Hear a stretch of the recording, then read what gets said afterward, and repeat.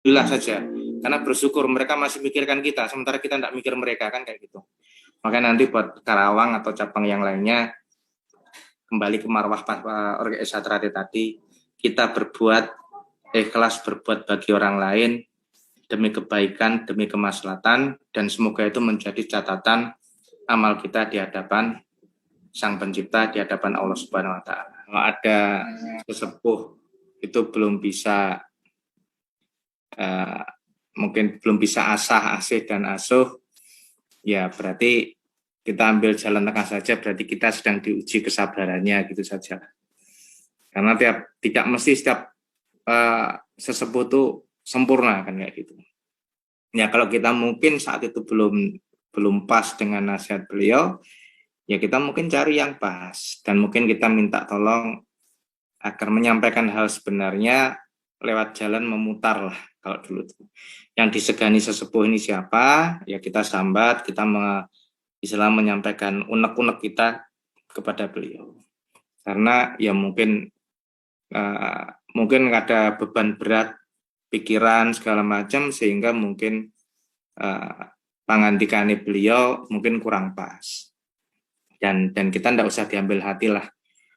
Ibaratnya toh kita ini yang penting saya berbuat bagi satrate ngabdi tidak tergantung karena siapa, atau oleh karena apa, kok saya ngabdi saja lah, kan kayak itu. Yang berhak menilai apa yang kita lakukan kan bukan beliau-beliau ini, tetapi kan yang di atas, kan kayak gitu. Ya sudah, kita berbuat saja, santai gitu, selesai.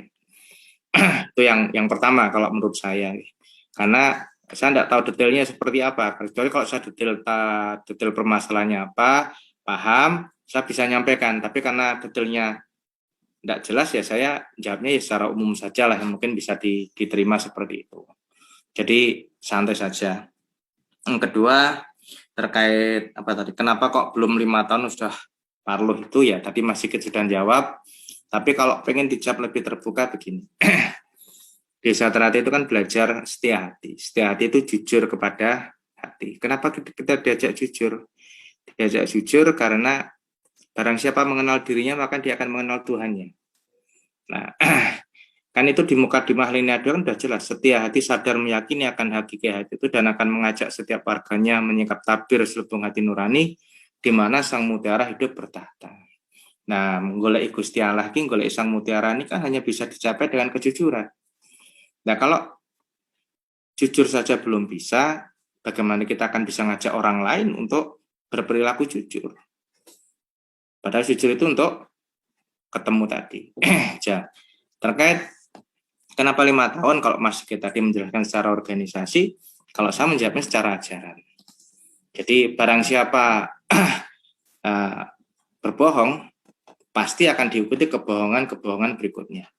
Di Satrati diajarkan juga jer lahir tusaning batin. Artinya apa? Apa yang kita lakukan ini sebenarnya cerminan isi hati. Ngapunten, mohon maaf, saya tidak bermaksud, tapi sebagai evaluasi kita semua, kalau saya bilang, diakoni gak diakoni, dalam Parluh 2016 ada ketidakjujuran. Nah, sebenarnya solusinya gampang, yaitu apa? Permohonan maaf. Kalau kemarin kebijakan saya ada kelirunya, saya mohon maaf. Tapi ini sudah terjadi, bagaimana baiknya? Nah, tapi yang terjadi apakah ada tanda kutip seperti itu, ya mungkin mohon maaf nih. Akhirnya kan uang itu kan akhirnya gak tatap. Hati ini kan tidak bisa bohong. Sehingga saat ada saudaranya istilahnya vokal sedikit, langsung disikapi secara frontal. Kenapa? Saya yang milih hanya sekian. Wah, sehingga kalau ada yang vokal dianggap sebuah ancaman, lalu dipecat, dinonaktifkan. Nah, awal mulanya kalau saya ngomong Sleman, dan saya bisa cerita, karena saya pernah ngobrol dengan salah satu pengurusnya beliau. Jujur saya tidak sebut nama. Mas, lah itu kok di Sleman ada parapatan cabang. Padahal SK-nya Mas Bimo itu masih lama, masih setahunan lebih, kan kayak gitu. Itu 2016, SK-nya Mas Bimo masih 2017 kalau nggak salah. 2018. Loh, di SK dari Mas Masih kan ada klausul bahwa ketua cabang bisa diganti sewaktu-waktu. Benar. Tidak salah itu, Mas. Di SK-nya Mas Maji ada klausul bahwa ketua cabang bisa diganti sewaktu-waktu. Tapi kan harus ada sebab. apa kena kasus pidana, melanggar pepacu, gak iso nggawe guyub rukun dulur-dulur. Lah ini kalau ndak ada sebab tahu-tahu ada parapatan cabang tanpa melibatkan kepengurusan yang lama. Terus pas seduluran ini menghargai sebagai sesama saudara mana? Beliaunya tidak bisa jawab, diem. Itu yang terjadi. Tapi Sleman itu terus Bangkalan. Bangkalan tadi Mas Agung dari Balikpapan mungkin ngalami sebagian pengurus Balikpapan atau menyatakan mundur. Habis mundur 2 minggu kemudian pegang SK dari beliaunya. Padahal pengurus lama masih eksis, masa baktinya belum selesai. Nah itu kan ada di banyak cabang lain, mungkin Pemalang, Pekalongan, Pekanbaru, Bojonegoro, Lamongan. Nah ini kalau dibiarkan terus rusak Desa Trate. Tapi kan hal seperti ini tidak perlu diungkap, karena di Desa Trate tidak boleh cerita jeleknya orang sebenarnya. Tetapi ini sebagai evaluasi, dan mungkin Ngapun dan Madiun kan tidak menyampaikan, ya istilahnya, ya karena menjaga itu tadi. Kalau ini tadi yang Mas Sigit sampaikan, ya terpaksa harus ada, ya mungkin seperti itu. Dan terlebih saya masih ingat, saya ngobrol dengan sesepuh, saya masih ingat juga itu Mas Murjoko diundang ke satu tempat di Jawa Tengah karena kesibukan di Madiun.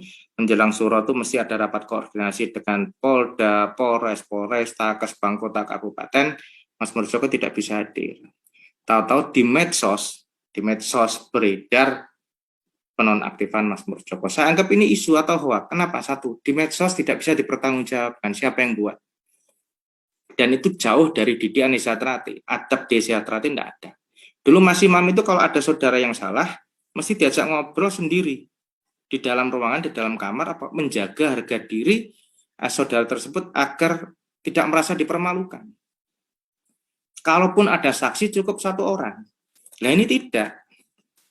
Orangnya lama yang dikenai sanksi itu tidak pernah tahu beredar di medsos.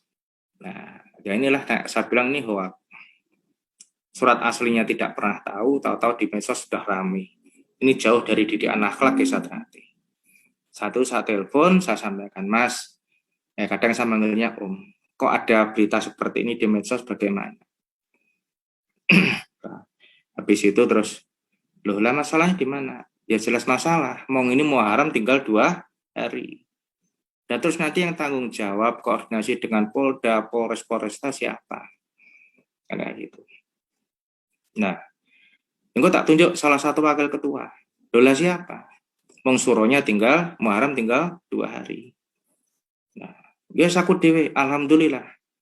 Berarti kalau ada undangan dari Polda, Polres, Polresta, Kesbang, berarti harus rawuh sendiri di Madiun. Juga ngono, kok wakilono ngono kuwi. Ya sudah, beliau berkata seperti itu, saya tidak berani melanjutkan. Berarti saya sudah menduga ini pasti akan geger. Kan kayak gitu. Dan patut diingat, Nun Sewu, ini fakta.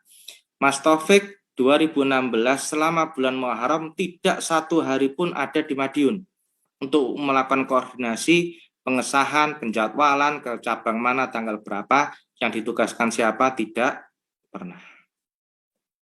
2016. Nah, dari 2017 pun sama, rapat persiapan juga tidak ada. Tahu-tahu beredar seperti itu. Ini kan pasti akan menimbulkan yang disampaikan Mas Sigit. Gaduh ini nanti kapal nggak jelas ini nanti kan akhirnya waktu malam Muharram ada cabang-cabang itu yang mempertanyakan kebijakan Mas Taufik, ya kan? Ya itu cabang. Kalau ditanya saya nggak ngikut, mau saya di luar. Nah kalau saya jelas saksi saya ada Mas Rohim, Kasat Intel Sumeneb, Polres Sumeneb sekarang. Dulu Intel Polda. Saya di luar di parkiran, adik-adik itu yang parkir di halaman di lapangan samping Padepokan itu karena diminta oleh Satpol PP akan diangkut sepeda motornya, saya minta agar dimasukkan ke motornya dimasukkan ke Padepokan. Kalau di rumah sendiri kan sampai subuh mau besok kan tidak ada masalah kan kayak gitu. Kalau orangnya nggak mungkin lah diangkut sama Satpol PP. Nah dari situ lah terus Mas Rohim keluar terus cerita. Jadi penyekapan itu tidak ada. Di dalam Muharram itu aparat banyak. Jadi kalau orang ngomong ada penyekapan, disekap, disandera, wah dipersekusi apa, wah itu bohong banget itu. Kalau ngomong-ngomong ngomong ke sinilah, jangan ngomong lewat medsos gitu loh. Ngomong sendirian siapapun juga bisa kan kayak gitu kan. Tidak. Jadi omong jangan sepihak. Alhamdulillah kemarin Mas Harsono sudah menyampaikan kayak gitu. Kalau yakin benar pun, kalau yakin benar nih, pasti akan berani. Sehingga saat kemarin sehingga majelis luhur itu ngambil kebijakan, itu bukan karena apa-apa, karena pengalaman. Setahun sebelumnya toh beliau ini tidak ada di Madiun, satu hari pun tidak ada. Tahu-tahu ada di medsos seperti itu, dan waktu dimintai pertanyaan kebijakan, beliau tidak bisa jawab. Loh, apakah ini kan bulan Muharram ini kan harus diselamatkan dulu. Adik-adik ini kan harus diselamatkan dulu kegiatan Muharram ini. Baru nanti setelah itu dibahas bareng. Tapi beliaunya juga tidak hadir. Gitu, beliaunya tidak hadir, sehingga Mas Huda saat itu, nah ini saya ngeliat videonya juga, Mas Huda menyampaikan, apakah saudara-saudara bersedia bertanggung jawab atas keputusan bersama yang kita buat pada siang hari ini? Itu diulang 3 kali. Dan semua ketua cabang dewan itu pun menyatakan siap. Dan apakah saudara-saudara sanggup bertanggung jawab atas keputusan bersama yang kita buat pada hari ini? Mereka menyatakan siap. Artinya apa? Itu forum parapatan Rakornas yang disepakati berubah menjadi parapatan luhur. Nah, akhirnya kan simpel. Kalau memang yakin benar, ya monggo datanglah kan kasar. Kalau datang terus Lur, kalau saya ada salah, saya mohon maaf. Terus kalau kebijakan kemarin ada kelirunya, saya mohon maaf. Terus ini baiknya bagaimana? Tidak akan terjadi paluh 2017, insya Allah. Gitu. Tetapi karena ini administratif butuh solusi saat itu. Butuh solusi cepat lah kasaran. Jangan sampai kegaduhan ini berlanjut. Jadi jujur saya ngelihatnya lewat rekaman video. Karena pasar di depan. Saya ada tamu, gitu. Ada tamu yang mengaku-ngaku sebagai pengurus yayasan, ya kan? Terus minta agar tidak ada kegiatan di Padepokan. Dia membawa akte perubahan pengurus yayasan menjadi Pak Lanjar. Saya ngadepi di depan, dia membawa akte Mardiah nomor 9. Nomor 9 nih. Tanggalnya 21 Oktober 2017. Tapi tahu-tahu kemarin yang kita gugat oleh Mas E segala macam itu ya akte nomor 9. Kita tidak tahu ternyata waktu yang gugatan Mas Andre sama waktu gugatan Mas Es yang pertama terkait yayasan itu kan hanya pengen membuktikan sakjane fotokopian ini benar apa enggak. Fotokopi ini benar apa enggak? Benar enggak ada perubahan? Nah, ternyata di pengadilan ternyata ada. Tapi cuman kita enggak ngelihat. Baru kemudian gugatan berikutnya gugatan sing bener. Mas Andrea sama Mas Wahyu. Karena kenapa? Yayasan ini kan dulu yang dirikan Ezatrati. Karena Ezatrati ormas tidak berbadan hukum. Sehingga duweni lemah gak iso.